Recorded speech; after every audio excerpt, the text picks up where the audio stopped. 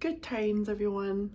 Cora here, and I'm going to discuss my analysis of the element of symbolism within Marianne Wiggins' Evidence of Things Unseen. To preface this, there was a lot to talk about, and the notes I've written that last within the allotted project time. Let me scratch the surface as there's so much. Our first quote introduces the idea of the story on page 1. Plutonium was the first man-made element produced in a quantity large enough to see. This symbolizes the element's nature by manufacture, and the idea that man-made things have the capability to destroy. Although we learned of its duality, as man-made things may also create and grow the essence of humankind too. This is highly referenced by the Coney catchers on page 53, when Opal presumes a simple Y-shaped object as superstitious luck, though Ray affirms its capacity of luck by teaching her of its staghorn velvet values. I don't want to jump too far ahead, as I'd also like to keep my points within a duology, to keep the seams flowing without stress. Wiggins writes on page 3, when the first atomic bomb exploded over Earth that morning, the entire sky broadcast news. Creation of the universe that day was reenacted. This time, God was not the only audience. If birth is fission, then the love we make is fusion. And to make an end is nothing more than to realize the beginning. Because the end is where we start, Somewhere in the heart of North America, there is a desert made of glass. Reflected in that glass, there are two lovers, twinned for all eternity, the shape of all their days, preserved like history's signature in stone. Their love preserved, like wings, in amber. That's on page 3. I believe I mentioned that, but just want to double check. The new Big Bang is represented here with the act of the atomic bomb / mass destruction. It's, again, this balance, this rule of two, where when there is destruction, there must also be creation. Man had become equal to God, created this new universe of glass within the scape of sand, refracting its light throughout the world and universe, creating nodes of light to live and spread and split in their own balance, in their own lives, to love and to create whatever facet of offspring they choose, a child, a pet, a thing or place of equal value. This destruction, while great but terrible, bore its equal, like that of a forest turned into volcanic ash, or man-made wildfire that will cause the once green library to flourish after decades or centuries with newly adapted flora. The symbolism continues when Wiggins writes, on the night that they found Lightfoot, the stars were falling down. Page 5. Ray's son, Lightfoot, is found /born symbolically during a meteor shower. Meteor showers themselves are known not just for their beauty or individualistic meaning, but by their galactic oddity to the curious. Their existence can be ambiguous, dependent to the culture, and by referring to them as stars falling down, it only adds to their significance as we slowly learn through Ray the power of the sun/stars' capability of creating life with their light, both literally and figuratively. These stars, in a way, are wished upon by Opal and Ray later during the Glory Hole chapter on page 37, where they hope for one of these stars or souls to land and give life to their son Lightfoot. There's also possible symbolism to the stars acting as sperm cells, fighting their way to the egg cell for fertilization. The stars, represented by Ray's sperm, travel predictably. He comes here every August. And as the meteor loses its weight on some planetary body, a sperm loses its way into an egg cell. I'd also like to conclude this statement by mentioning the burning, withering light of a falling meteorite onto Earth is blue.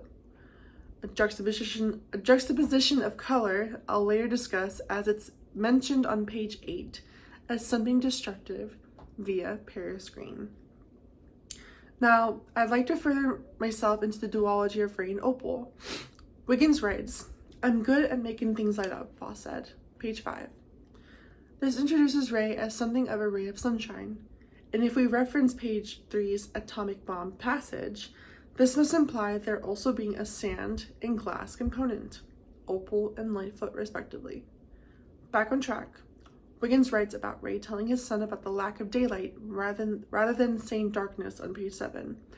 You wouldn't think it, Foss would later tell his son Lightfoot, but the worst of problems over there was light, pure and simple, daylight, because there wasn't hardly any of it. Because there wasn't hardly ever any of it. Almost none. You would have thought the vermin and the brute of noise would have been the worst, but men go crazy without daylight. In the smoke and in the dark, men go crazy when they have to run out into something that might kill them, that they can't see right in front of them. It's the symbolism of daylight being compared to happiness and radiance, and the lack thereof creates the opposite for the soldiers, leading them down a path of sadness and melancholy, regret and despair, and, likely, torments after the war that will emerge during their presence with absolute darkness. This may also be why Ray relies so heavily or obsesses on sources of light too. Wiggins writes, Foss comprehended that all these chemicals must have been delivered from the States or from England, somewhere where the native lingo produced disclaimers written in English that warned flammable solid, spontaneously combustible, dangerous when wet. The Canadian took down a jar and shook out a salting of powder on a glass slide and said, Paris green is copper. Makes the fire burn in blue. Blue flare. Page 8. There is the political allusion and characterization with the environment here.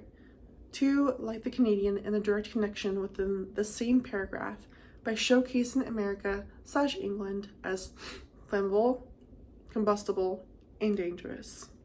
The structure in the story is purposeful, and we see it here. Ray's voice and character is also slowly revealed by his perspectives of the war, and his reluctance towards its idolatry. Lastly, there's color theory here, Paris green. It symbolizes life while being used for death. In Korean blue, symbolized as calming while being used for the erratic.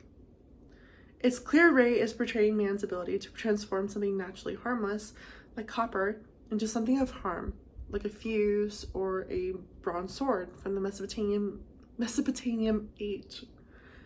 As we close in the first half of my duology excerpt, I'd like to point out a few quotes from the early pages like Wiggins' mixture of symbolism and characterization on page 8, when referencing energy that burned, alluding to the snuffing of life, oxygen as a source of life. And on the same page, radium being introduced as a source of light, but inevitably being used to envelop land in a mushroom cloud. Envelop land in a mushroom cloud. Whoops. There's also the quote on page 9 regarding nature producing light without burning air, and Ray's fascination with it, symbolizing the light of life / nature. On page 15, Wiggins writes, that's what Thomas Jefferson swore all men are made of. One half poetry, other half mud.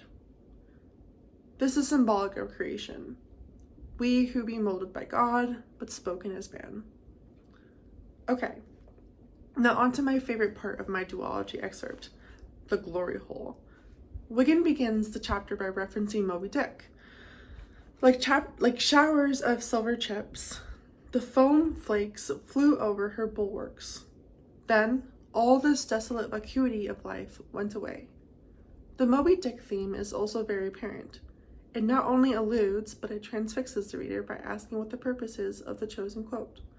Then, we revel by the chapter's name, its insinuation of something potentially sexually eye-opening and sensual, as if the indulgence of glass and light serves a more personal purpose, rather than something technical and repetitive, like an artist's whimsical painting versus the 9-to-5 office job. We are then reintroduced to color theory. Quote, and the sound so close he could hear it lapping. The truck lurched abruptly, sputtered, coughed, and drifted to a halt beside a sand track, running from the road between the dunes past an unpainted wooden house to a tumble-down barn with a black smokestack on its tar paper roof, out of which a column of brown smoke was rising into the yellow sky.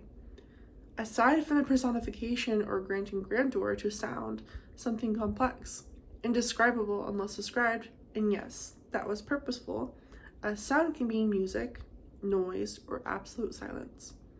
We return to the color theory with yellow. It's foreshadowing of events yet to be unfolded, as yellow symbolizes happiness or anxiety, passion, or the overwhelming, though that is up to the bearer in the situation to come. Lastly, there's also symbolism on page 22, portrayed by Ray's bitterness of creation, and its making of the sameness with a single-colored dog. Now, I'd like to get into the juicy symbolism regarding sensuality. The glowing knob on the cane's end shivered into life and began to breathe, ballooning. When it had achieved a certain volume, the glass blower pried it from the pipe and plunged it in a tub of water, where it seized. Then, unmindful of his audience, he began the process yet again. Page 23. Now, this could just be my aptitude to allude most things into a matter of the sexual, but the directness seems almost too clear. The glass blowing, the glory hole, the came, the shivered into life. Ray is being given the best blow of his life, after being involuntarily abstinent for so long that the man has been reminded of the true meaning of life, variation of color, or he's just being cucked. This is further supported on page 24. Foss stepped back and the glass blower repeated the process, only this time the molten globe on the cane's end was as big as a prize plum, and when it was heated to a point where it was throbbing to be blown, the glass blower swung the cane from the hot fire of the furnace into the air in front of Foss and blew. Need I say more? Now, as much as I'd like to keep going down this rabbit hole, I don't want to go too far on the tangent, so I'll start summarizing the symbolic points from now on. On page 25, the mindless sensuality becomes more purposeful with Opal's descriptions. Her green eyes versus Paris Green's destructible nature. She is the opposition to his time in the war and his coming peace. Also, lemonade, being referenced by the implied color yellow, now settles it as the symbolic color of happiness and good fortune, rather than the tense anxiety from earlier when he was lost. On page 27, there's a mentioning of grass is greener. This is another usage of color theory, as it represents the longing of something elsewhere, represents the longing of something elsewhere rather than here. Apologies. This is a more subtle allusion on page 28, when Ray realizes Opal's name, hers symbolizing hope, clarity, creativity, godliness. In other words, Opal is Ray's faith, the greener grass elsewhere, like her dad's preference of Sam's location, the longing Ray has had for so long.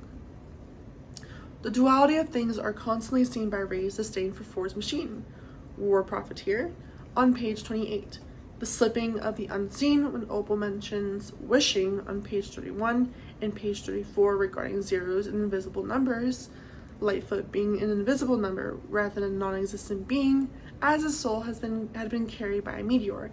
And finally, page 36, where Opal sees a glory hole as something radiant and bright, while the term reminds Ray of the war trenches. They are each other's yin-yang, the sun ray to the sand, the creation to his destruction. You name it. One may argue there's a triad in this relationship, and there technically is, but it's a matter of perspective, I'd say. Since Lightfoot is a beautiful congruence of Opal and Ray, rather than a separate entity. That's it. Bye.